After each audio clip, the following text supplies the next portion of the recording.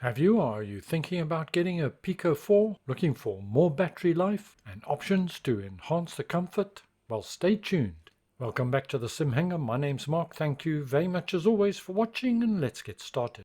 Recently I released a video on the PICO 4. It was a review and full system setup.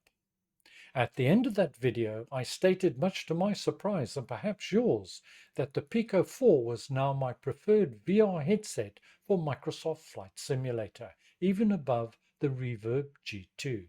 And the reason I said that is multiple. One, it's wireless, and I find not being tethered to the PC quite liberating.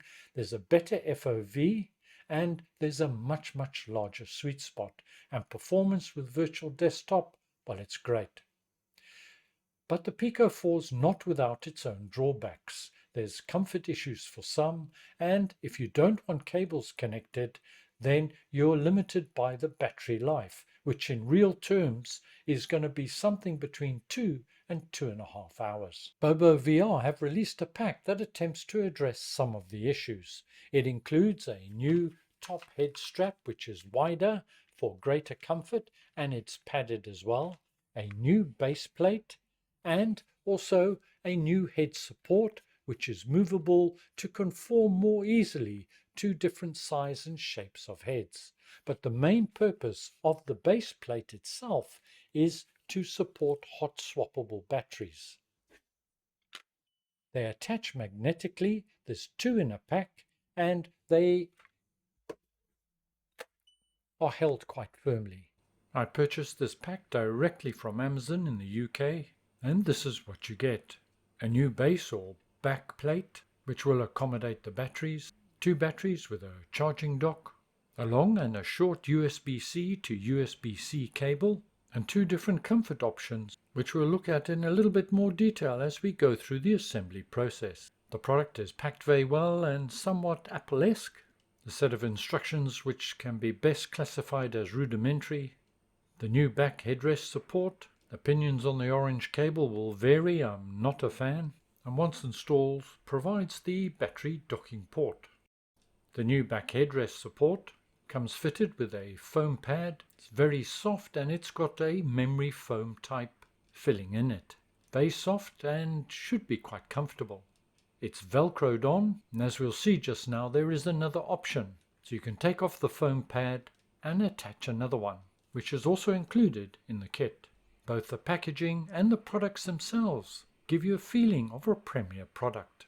The 2 USB cables are used for the charging dock, but note for charging it plugs into your computer USB-C and not directly into a wall socket. I'm not aware whether it's compatible to a wall socket charge or not. If you know, please let me know in the comments below. You only need 1 USB cable for the charging dock. BoboVR just providing 2 different options, a short and long.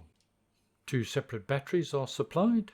The charging dock itself is also magnetic, and they just simply click into place. The magnets are quite strong and they're held securely in place. I like that feature. This is a sticky pad for the charging dock, but it's slightly flawed in my opinion, as it's sticky on both sides. I would have preferred one side to have a non-slip surface. Personally, I won't be using that. Now on to the final box, and this contains the replacement head strap. This is a welcome addition, and you probably need it to rebalance the weight as you're putting additional weight at the back of the headset. Also with the kit you get 2 honeycomb strips. They've got a rubbery or silicone feel to them, and these are to replace the back foam headrest support with something that's more grippy if that's your preference. You can simply pull off the foam and attach these 2 strips in their place. Simple cable clip to hold our orange USB, and a small tool that will help you remove the base plate or back plate from the Pico 4.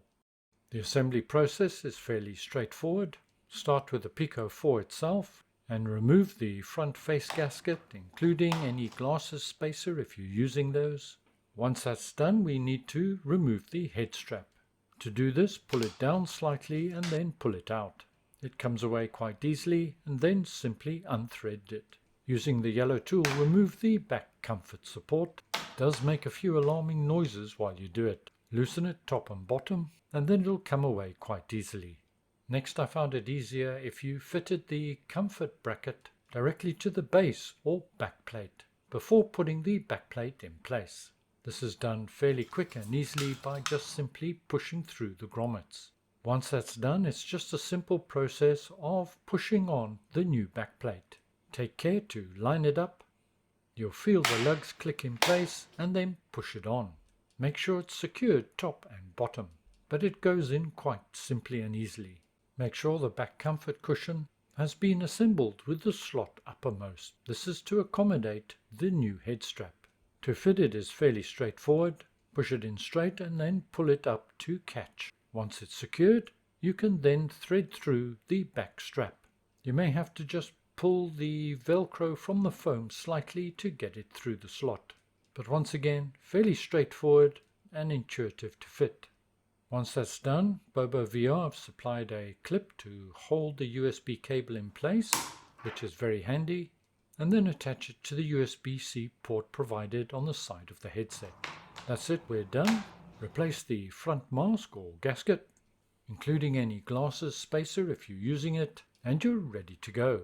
The batteries do have some charge, but it's always best practice to fully charge them before using them. And as shown previously, they simply just held in place by magnets and slot into place very securely. Some thought has gone into the positioning of these batteries on the headset with a thicker head strap to maintain the balance of the headset. I did try out the alternative back headrest comfort option, removed the soft memory foam padding, and velcroed in the rubberized or silicone type padding. As you'd expect, it's far more grippy. Wasn't my personal preference, but some may prefer it, and it takes up less space than the foam padding does. So those with larger heads, there is an alternative. Overall, I think the pack represents fair value for money for what you get, with the new top strap, back head support, as well as the hot swappable batteries. Just a note that when you do take a battery off, your headset doesn't cut out. It continues to run off the battery that's within the headset itself.